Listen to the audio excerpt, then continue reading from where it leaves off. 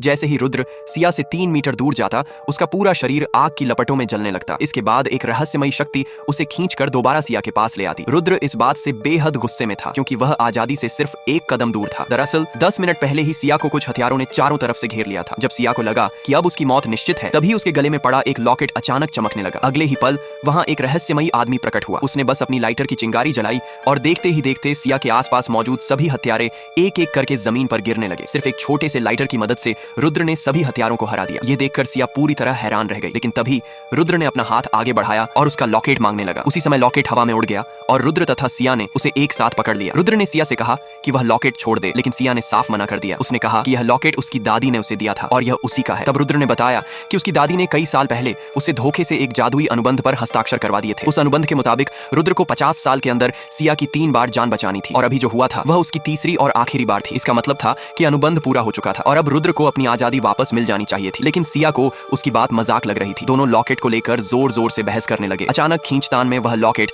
2 टुकड़ों में टूट गया। टूटे हुए लॉकेट के दोनों टुकड़े अचानक चमकने लगे और रोशनी में बदलकर रुद्र और सिया के शरीर के अंदर समा गए। रुद्र को लगा कि लॉकेट खत्म हो गया है, इसलिए अनुबंध भी खत्म हो गया होगा। वह खुशी खुशी वहां से जाने लगा। लेकिन कुछ ही कदम चलने के बाद उसके लिए एक नई मुसीबत खड़ी हो गई। जैसे ही रुद्र सिया से 3 मीटर से ज्यादा दूर हुआ, उसका शरीर अंदर से जलने लगा। उसे ऐसा महसूस हुआ जैसे उसकी आत्मा ही राख बन जाएगी और एक रहस्यमयी शक्ति उसे वापस सिया के पास खींच लाई। अब रुद्र समझ गया कि वह सिया से बंध चुका है। यह देखकर सिया बेहद खुश हो गई। उसने तुरंत अपना इलेक्ट्रॉनिक कॉन्ट्रैक्ट निकाला और रुद्र से उस पर हस्ताक्षर करने को कहा। सिया के परिवार में अंदरूनी दुश्मनी चल रही थी और उसे तुरंत एक बॉडीगार्ड की जरूरत थी और रुद्र से बेहतर बॉडीगार्ड उसे मिल ही नहीं सकता था। रुद्र पहले तो साफ मना करना चाहता था, लेकिन उसे इस नए अनुबंध को तोड़ने का कोई रास्ता भी नहीं पता था। इसलिए मजबूरी में उसे सिया की बात माननी पड़ी। सिया को पहले से पता था कि उस पर हमला करवाने वाले लोग उसकी बड़ी बहन नैना ने भेजे थे, इसलिए वह तुरंत रुद्र को लेकर कंपनी पहुंच गई। कंपनी में पहुंचते ही सिया ने अपनी बड़ी बहन नैना को जोरदार थप्पड़ मारा और ऐलान कर दिया कि वह उसे वाइस प्रेसिडेंट के पद से हटा रही है। नैना गुस्से से आग बबूला हो गई। उसने तुरंत अपने बॉडीगार्ड्स को आदेश दिया कि वे सिया और रुद्र को रोकें। सिया ने बिना किसी डर के रुद्र से कहा कि इन लोगों को संभालो। रुद्र की असली ताकत से अनजान नैना जोर जोर से हंसने लगी। उसे लगा कि सिया और रुद्र अपनी ताकत को जरूरत से ज्यादा समझ रहे हैं। लेकिन अगले ही पल वहां मौजूद एक बॉडीगार्ड ने जैसे ही रुद्र पर हमला किया, वह अचानक एक तस्वीर में बदल गया। यह देखकर वहां मौजूद सभी लोग सदमे में आ गए। बाकी बॉडीगार्ड्स ने भी रुद्र पर हमला करने की कोशिश की, लेकिन एक एक करके वे सभी भी तस्वीरों में बदलते चले गए। अब नैना को समझ आ गया कि रुद्र कोई साधारण इंसान नहीं था। सिया ने अपनी बहन को चेतावनी दी कि आगे से वह अपनी हद में रहे। इसके बाद सिया रुद्र के साथ वहां से निकल गई। जाने से पहले रुद्र ने उन सभी तस्वीरों को उठाकर दूर फेंक दिया। जैसे ही तस्वीरें जमीन पर गिरी, सभी बॉडीगार्ड्स उसी समय वापस जमीन पर आ गिरे। अब सिया यह जानने के लिए उत्सुक थी कि आखिर रुद्र आया कहां से था और उसकी असली ताकत क्या थी। इसलिए वह रुद्र को लेकर अपनी दादी कमला देवी के पास पहुंची, लेकिन कमला देवी जानबूझकर सोने का नाटक कर रही थी। रुद्र ने जैसे ही अपनी जादुई शक्ति का इस्तेमाल किया, कमला देवी अचानक घबराकर उठ बैठी। सिया को तब तक अंदाजा भी नहीं था कि उसकी जिंदगी का सबसे बड़ा रहस्य अब उसके सामने आने वाला है, क्योंकि रुद्र कोई साधारण इंसान नहीं था।